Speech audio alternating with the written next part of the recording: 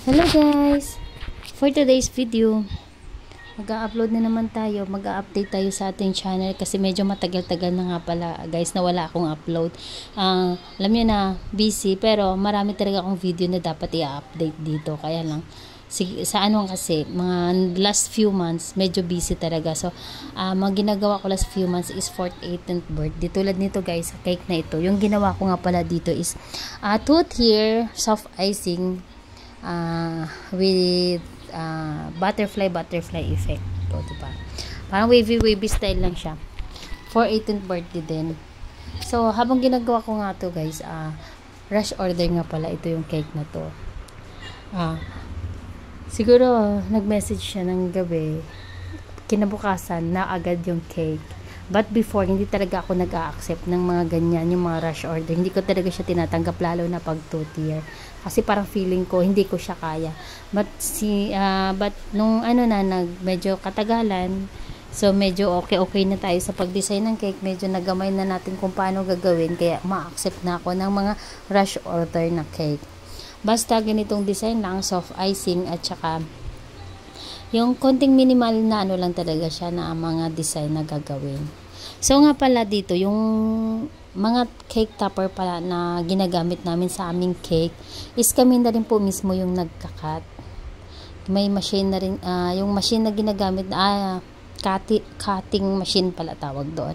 So kami na rin mismo nagkakat. Ang gamit namin dyan is cardstock.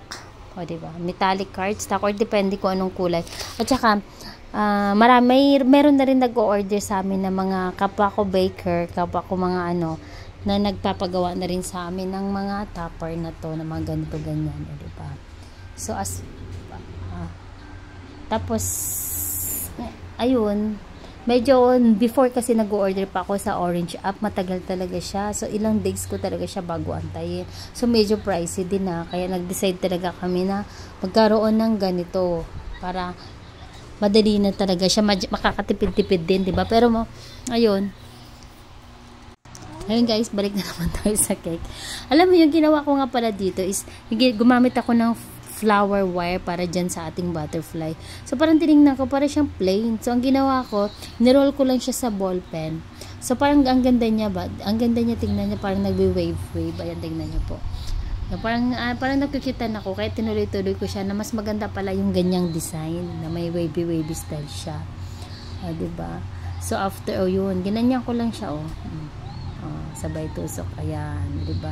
So nagmamadali na ako dito guys kasi after ilang oras aanuhin ko pa kasi yung cake pag hindi naman kasi gano'ng malayo yung cake, okay lang kahit hindi ko siya i-overnight sa chiller. Pero pag malayo talaga, hindi ako pumapayag na alam mo yung gagawin ko agad tapos ibibiyay kasi parang hindi siya ganun ka hindi siya ganun ka stable.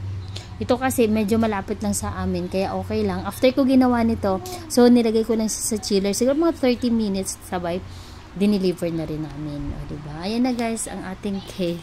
O diba, may pa video pa ako dyan.